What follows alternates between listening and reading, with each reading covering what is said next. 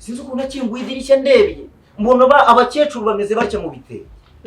mbona abandi bapapa bakonje imitsi yareze bamwe baratitira bameze batya bashaka iki se ngiye wabasezereye warangije gutunganya ibintu bijyanye n'ubukwe wababwiye ngo mutahe bakizana ngo baje gutora usura ubundi uriya ni n'umuco mubi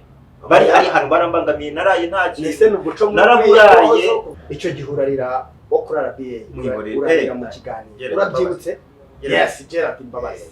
niki kintu yakubwiye ukumva kijombye ku mutima yes reka tubasuhuze mwese aho muri hirya no hino mu bice bigiye bitandukanye bigize igihugu cyacu abantu mwese mudukurikiranira ku mirongo migari aho muba mwibereye mugenda mutanga n'ibitekerezo tugenda tubakunda cyane iyo tugenda tunabona ama subscribe agenda yiyongera cyane turi kuri KOSE TV aho buri muntu wese aba yisanga ndetse n'ibitekerezo bye bigahabwa agaciro nge ntihabwe nk'ibisanzwe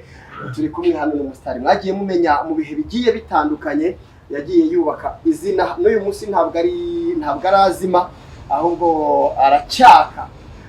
ariko ubundi ndirimbo mvuga menshi yiki nge ntabwo nzigera nzima wenda bazimye bo barazimye ariko ngiye mu bantu bazima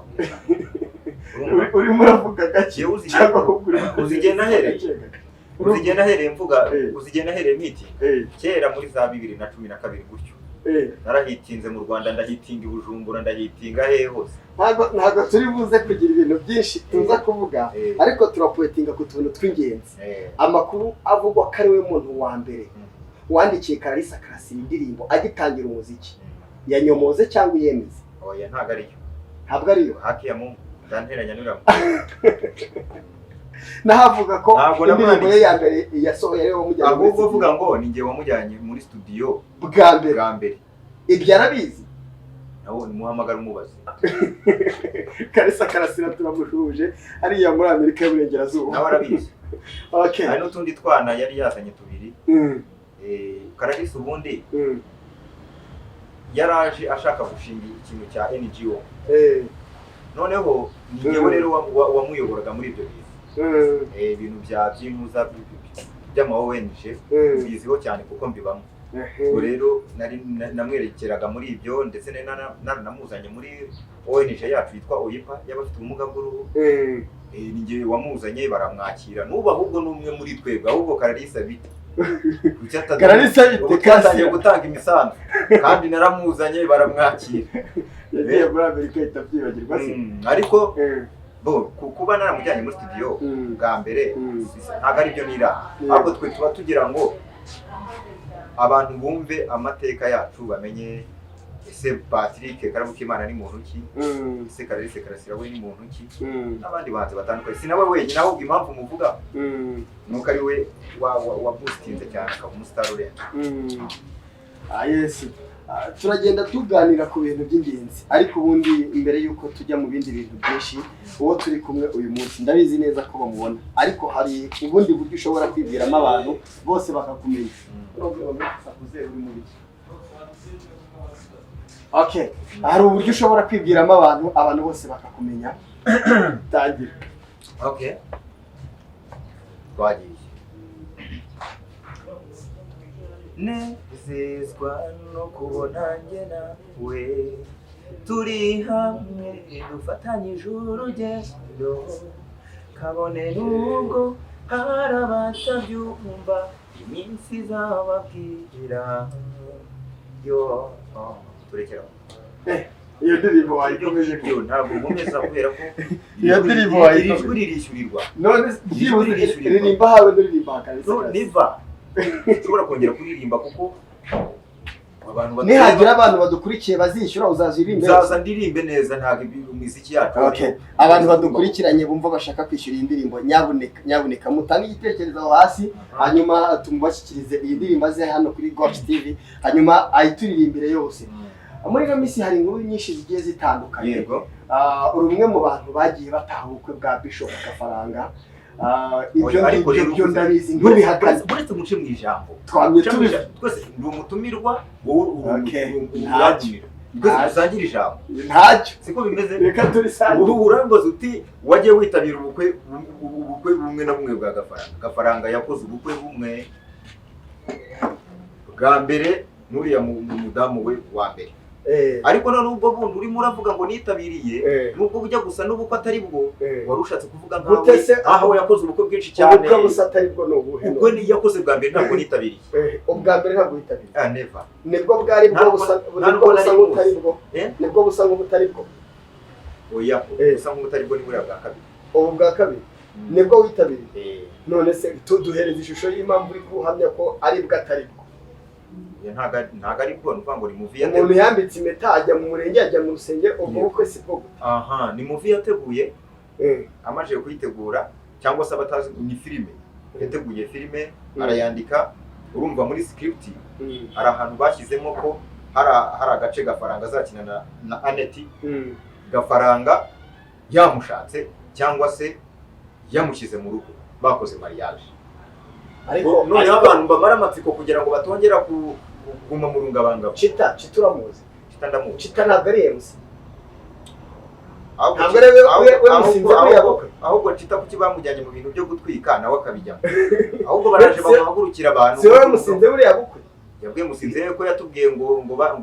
mu gihe cyo kujya kwemusinga ngo bamusubije hanze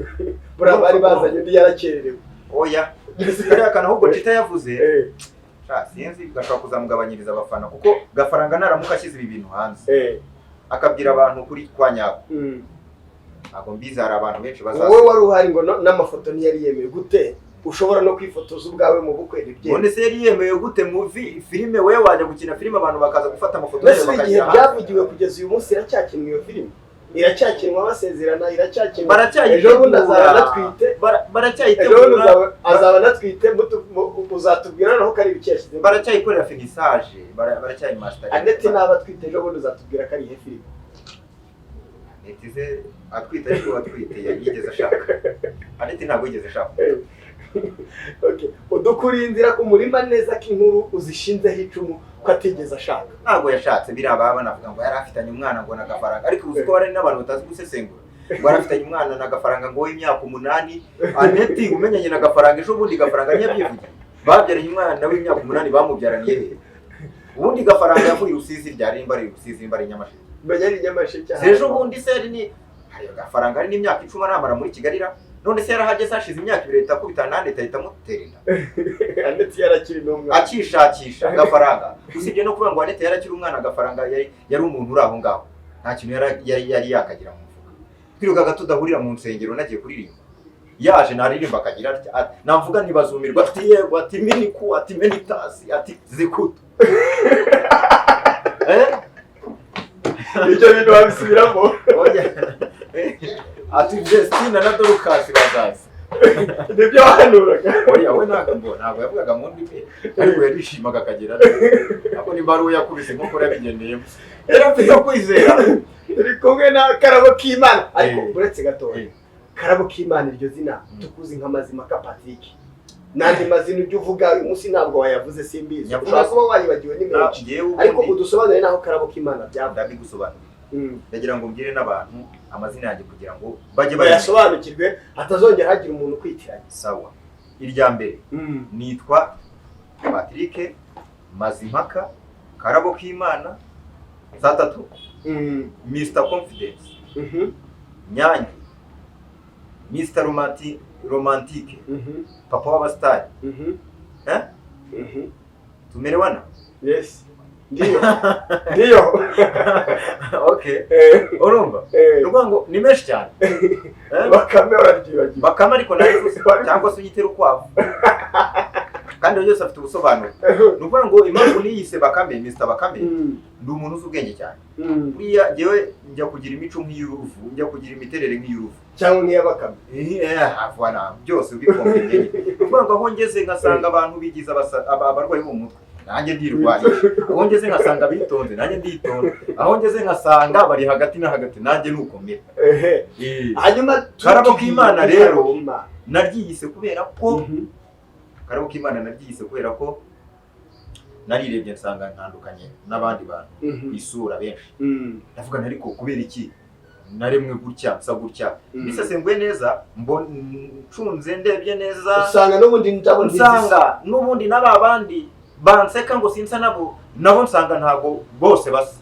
nsanga harimo inzobe nsanga barirabura nsanga harimo n'abazungu nsanga harimo abagufi nsanga harimo abarebare nanjye nsanga ndimo mbirebye ndavuga ariko kuki Imana yabikoze gutya yari yobewe kuba yaturema kimwe twese tugasa ariko mpita nibaza ubundi twari kuzajya tumenya umuntu twavuganaga gute twese dusa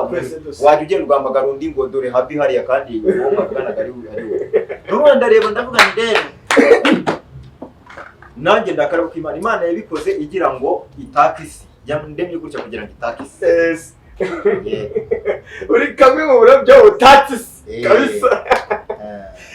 yes igira ngo muri kugenda musobanukirwa ubundi jewe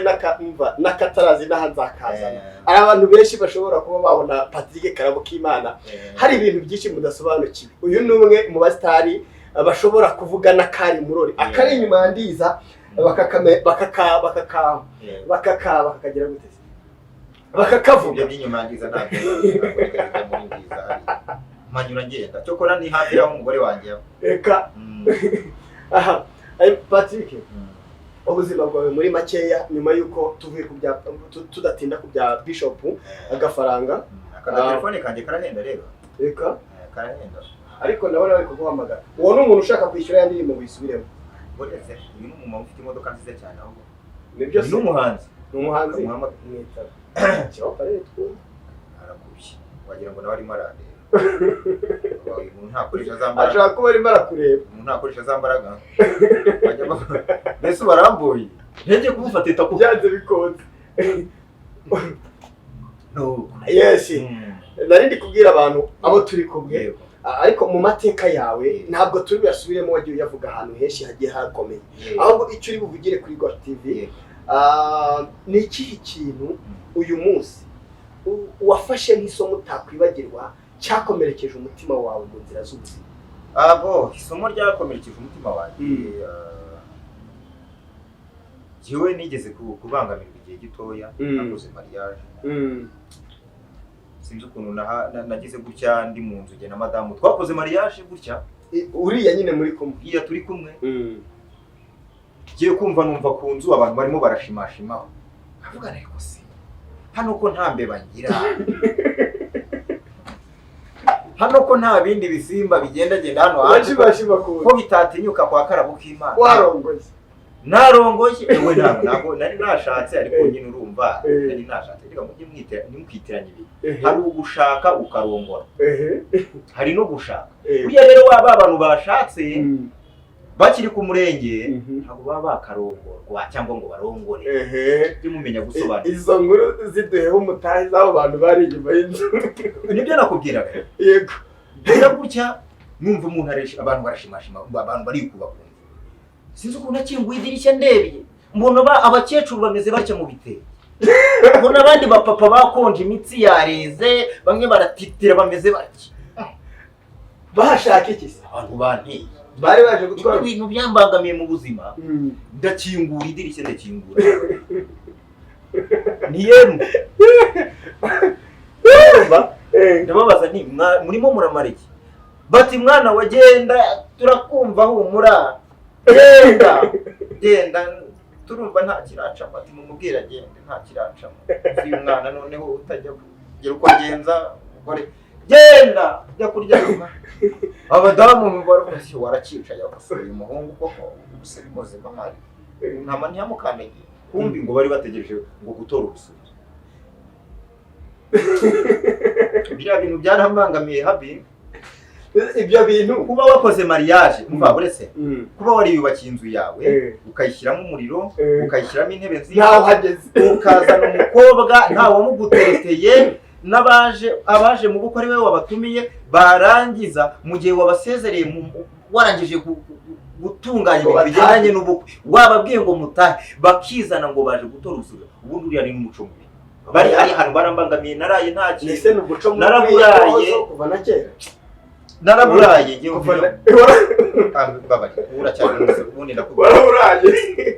icyo ni ikintu cyakubangamiye mu buzima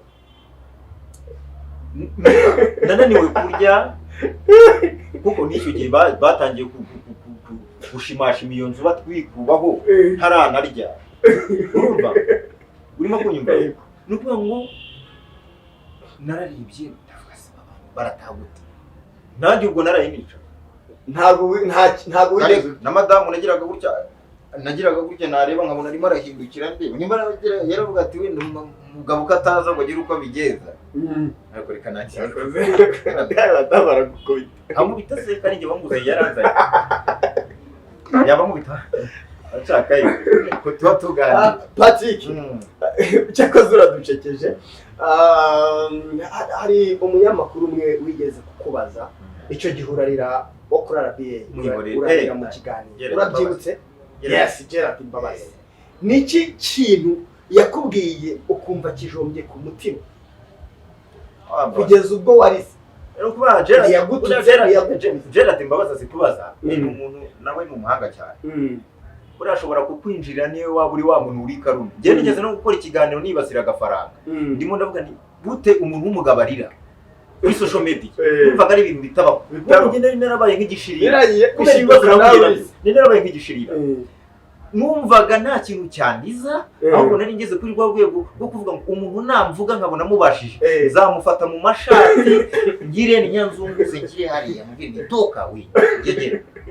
unshaka iki ko ntatuye mu isambu ya so mu isambu ya nyoko niba ari ibyo Patrick ukuzajya kubona ubunesheje ntibyazagutwara igihe nta muntu wawe abo nararebye nanjye murutse ziri muri Kigali zansiga n'imfude kuko arababawe imisaturamano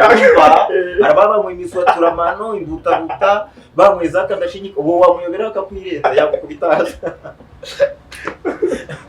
yakubitaza akakwirenda abanyana umupasiteri ari umuvuga ati bagore mujye mutinya abagabo ati abagabo bishe Yesu urabona bagutinya abagabo bishe Yesu bagutinya hanyuma yes Gerard Mbabazi n'ubundi nta kintu uratubwira n'umuhanga zikubaza niki yakubajije cyagushobora gutuye cyatunyurira bigeze hariya Gerard Mbabazi bura n'umuhanga azi ibintu bya psychology ari niko bavuga psychology psychology en tout cas no kuvuga Gerard Mbabazi yarandebye burya twakoranye ibiganiro byinshi ariko ntiyigeze abona ndi mu bintu byose yakoranye ibiganiro n'abantu batandukanye Patrick arimo aragenda aca ku ruhande azenguruka ariko turashaka tumenye ikintu Gerard Mbabazi yakubwiye cyatunyurira mu myaka myinshi twari tukuzi yarambwiye ngo nimubwire uretse kwitabira telefone kuko ni umukobwa ukunda n'umukobwa uyu ni umupasiteri Pastor Deo uramuzi Pastor Deo wa undi waza Kimiro uzikuta nawe utoroshye uramuzi ndamuzi ukunda kwiyogoshesha umusatsi akamara yes nore umukunda kwiyogoshesha akamara neza cyane arabwiriza ko uri Imana yamukuye kure cyane muri umugi muki koko yigeze kubeshya ku kigo ngo ariko azamurita none ngo muri umuntu we yapfuye abanyeshuri bakoteza kugira ngo ajye kumvura umugirwi ngo muko bimeze ngo yatekereza ko rushobora kuba rwarutandukanye n'urwo mu Rwanda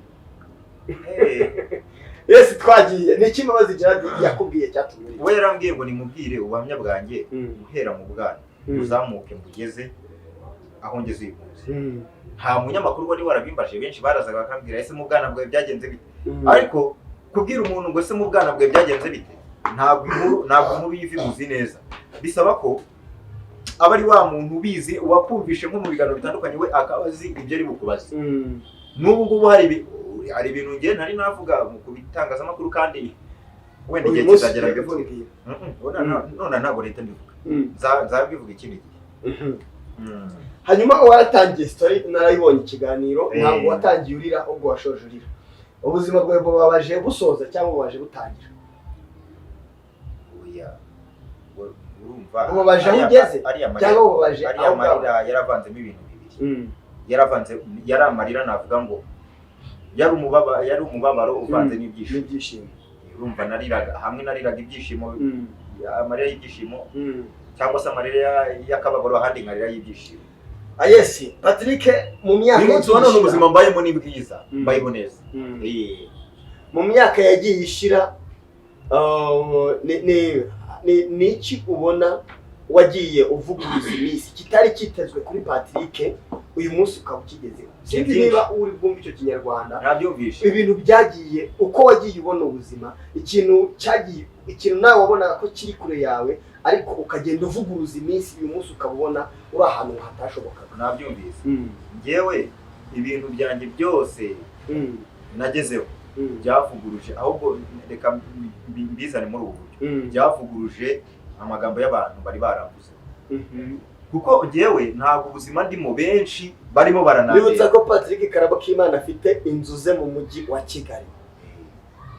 Gira uti ni narande road. Ubwo ngiye hari n'umuntu mbona agatangira gukeka ko ndi gafifi. Hari umuntu twigeze guhura arambwira nari mujyanye n'ahantu mu kiganiro. Ahita ambwira ngo Patrick ngo sorry mama ngo buriya ngo nari kukugurira agafanta ndamuri ubuse arazi. Ntabwo ari kungurira agafa kandi ubwo yarambwira ngo nta senyisa afite nga yewe we ndavuga ni umuntu ashaka kundeba mu kabongosho. Ashaka kundeba mu kabongosho. Yambonye ku isura agira ngo ndi umuntu wa gafifi. Barumva buriya byari ukuntu ngiye yiyoroheje. Umuntu agashaka kundeba mu kahori cyangwa mu kabongosho. Kabongosho karukiye. Akakiyo na kabongosho. Batereka abana kabongosho uzajya ureba undi ajya hita amenya kari mu kabongosho. Umuntu wakurebye mu kabongosho aba yagusuzuguye. Wari wabona umuntu yari marakura mu kabongosho akuri inyuma anaguhumekera mu kabongosho.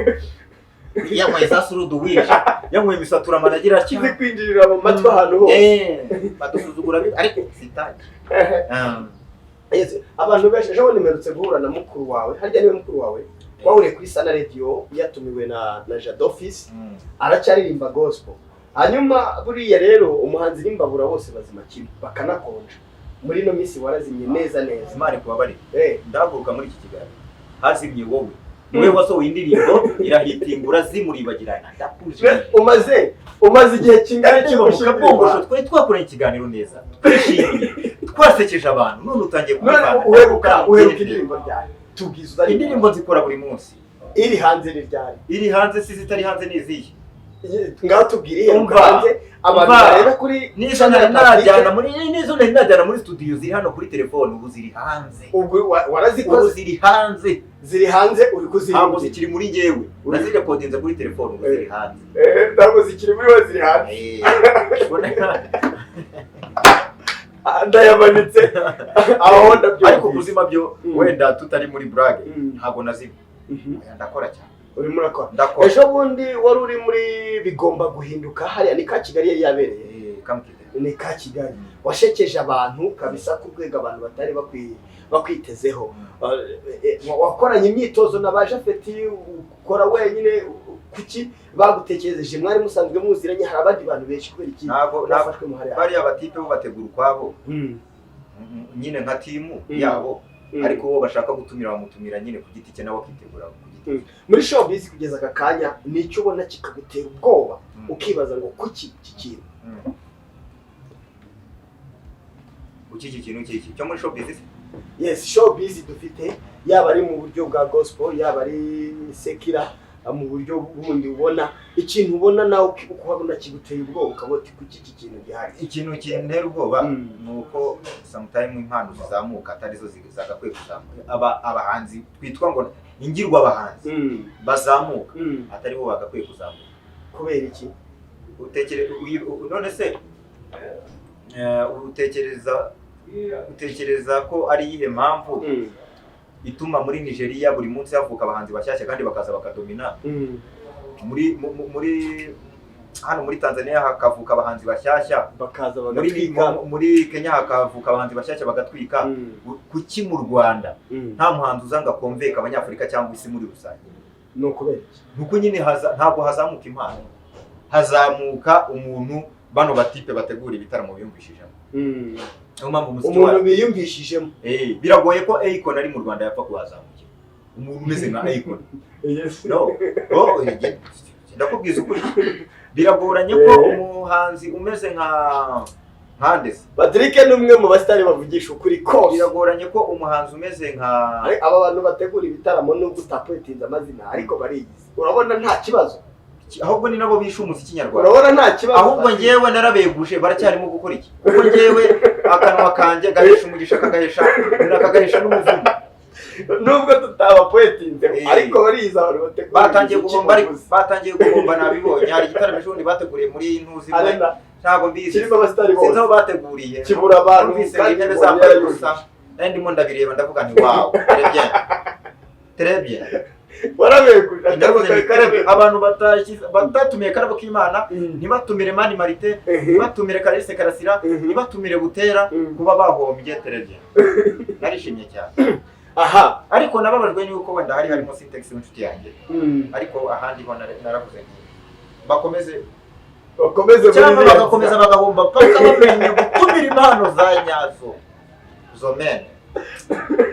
zekuwa ariko izo ni ugori mwakomeje izo nivugira ku giti cyane rase nahimbye nimbonanirwa guhimbura ururimi cyatse nahimbura ururimi nanjye ngarwigisha abantu ndabona turi musozi ikiganiro ariko hari ibintu uri mumbwira inyuma uri kumbwira ko bifiteho amakuru ibintu bya Pastor Mutesi ngo ni inshuti yawe yarimo muvugana kuri telefone yanjye ngo bimeze bite ko yarari ko yamwavuganaga arakaye Pastor Mutesi Chita Magic arimo arasobanurira arimo arashaka kumwinjira kandi ntago ari byiza Pastor aho suko muri inshuti oya Chita post kiganira gikorana na mama wacu yego Ngabire Marimake ikiganiro bakoranye nta n'ikibazo cyari kirimo pe kuko Ingabire ni umuntu professional muri biriya bintu akora azi ubwenge n'umuma muca bugufi nyine umuntu ukunda abantu wenda namukunda na warabizi nta kintu na kimwe yigeze avuga kibi Chita Magic nawe nta kintu yari yavuze kitari cyiza Pastor Mutesi rero habaye hakantu ko gushaka kutumva ibyo bavuze ibyo Chita yavuze muri icyo kiganiro bari bakoranye na Ingabire noneho Mutesi nimba wenda byaramunaniye kwihangana agira akuntu abivugaho gatoya abivuze Chita we bibumubaza cyane kandi umunyamakuru uri professional ntabwo ababazwa n'utuntu dutoya nka Chita nk'umuntu uhostinga abantu bakomeye nka Ingabire Marimake ntabwo yakabaye ari wa muntu ukibabazwa na Pastor Mutesi ngo ajye kuri channel yisobanure hari ahantu naramunenze kandi ndakeka yuko n'abandi bantu batamunenga baba ari abantu badafite IQ iri hejuru nk'abantu nkatwe dufite IQ irenze ya Apotre Mutabazi urangiye mfite IQ irenze ya Apotre Mutabazi ni inshuti yanjye aze kwihangana ariko IQ yanjye mbona irenze ya Apotre Mutabazi cyokora wenda turayingayingana simbizi ariko ndamusumbaho gake ariko ndashaka ko muzaburi kumwe na Apotre Mutabazi ibyo bintu uvuze ukabivuga live neza IQ ariko mututse se none se bagiye kudupima bazajye kudupimisha niba hari umuntu nzi wanyemereye ko afite umuntu na Apotre Mutabazi afite umunwa natwe turawufite ariko none se wowe nta muntu ugira uko biri kose ariko ndabona hano hari ugutwe ubutangiye nawe utubeye kandi iyi televiziyo ari nziza ariko Mutabaruka niba ari Mutabazi ibitekerezo bimwe na bimwe hari ibyo ngenda nemera aho nawe mubwiye ariko hari naho tudahuza kandi sina ngombwa ngo muhuze cyose ko buri muntu aba afite uko ateye nago rero Mutabazi ayese amagambo maremare ntakwira mu ruhago icy'ingenzi nuko abantu babongeye gusobanukirwa Patrick ndetse no kumenya byinshi bigiye bitandukanye muri showbiz ndetse no kugira isomo cyane cyane bagenda abunguka muri ibi bihe tuba tugiye turimo hanyuma rero mbere gato yuko tugera aho tuzishyirira hakitso ntabwo dusoza kuko Go TV iracyakomeje ibiganiro hirya no hino hatandukanye tuzazenguruka isi kubwa abantu badukurikiye nimukomeza kugenda mutwereka urukundo rw'akadasohoka ariko none ndagira ngo mbanze niyame ndagira ngo niyame abantu bamwe na bamwe baza kuri YouTube bafite umushiha wagira ngo baraye barwana wagira ngo banyweye imbutabuta baze kumbabarira ntago ari bose hari umuntu ujya kubona ukabona nk'umutumirwa watumiye ntago yamwiyumvishijemo agahitandika iki message kiri negative ngumva wenda akavuga ngo habi uwo muntu ntuzongere kumutumira iyi televiziyo katari iya so katari iya nyuka Maze ako kantu buretse gato ako kantu urakazi neza urakoze cyane hari umuntu wenda ntumuvugize wigeze ugutumira akakubwira ati iriya televiziyo ntuzayijyemo ndakubwiye ndavuga abantu bandika comment bakabyandika muri comment we arandika kuri comment akakubwira ngo wenda habi uwo mutumirwa watumiye twamwanze ntuzongere kumutumira mwamwanze muri banga vuga ngo namwanze ariko reka kuvuga ngo twamwanze iki ureke kuvuga ngo ntazongere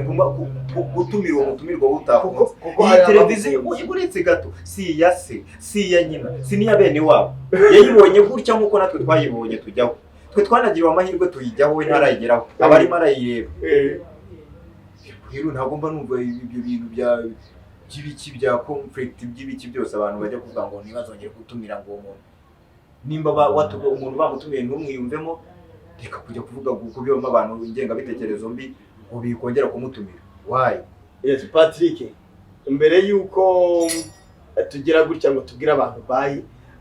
twamye tuvuga ibintu byagiye biba challenge ku buzima bwawe ariko byanze bikunze aho ugeze aha ntabwo wabuze cyagushimishije kurushaho ni iki cyo kintu wumva wibuka ukavuga uti iki ni akabando k'iminsi kabisa nshobora kubwira umwana nshobora kubwira abandi tugafatanya ibyo byishimo kuko uko biri kose aho ugeze naho ufata ku idarapo ibintu bigenda fresh urumva rero umuntu w'umugabo yes washimishijwe no kuba umugabo kugeza uyu munsi ubwango nguzabureka bugere hasi oya nzajya mbogoshesha ariko mbere bwarazaga naba nta n'amafaranga afite yo kubwogoshesha agira ubwo ariko subu nagira ubwo wabwiki nambaye impeta kare Patrick reka dusoze tugakomeza imbavu zandiye abantu bazi imbavu zandiye reka dusoze reka dusoze ntitukigufite se umfite se wa muntu we ko hari igihe wajya kumva ngo nagiye kurimba muri Amerika cyangwa akora tuwa nkazagaruka hashize umwana bafite abadiaspora benshi madame araryari menge hari umuntu wigeze kubivuga ariko hari umuntu birenze ingohe ariko bintakara mu gutwi madame araryari menge ntago ndushenye sinarwubatse kubera baramenye niyumva kubera abakobwa muri minsi kubera abakobwa bansariye abakobwa bansariye ibyo bintu biraza kandi bansarira nambaye n'impeta ndagira nicyo cyiza cyane aho bagiye kujya nitwaza abantu tugendane utadusuzuguye akazi bari bamugisha kandi n'abantu badukurikiye nabo bakomeze kugubwa neza mbabwira ngo ibiganiro byacu nakagaruka kandi munibuka gukora subscribe ndetse no gukomeza gusharinga ibyo dukora turahari ku bwanyu uko muzagenda mutwereka urukundo natwe tuzakomeza kugenda atubahagararaho ni Karabokimana cyangwa se Mazimaka Patrick kamwe mu turaba Imana yishyiriye ku isi ngo kajye kayinezeza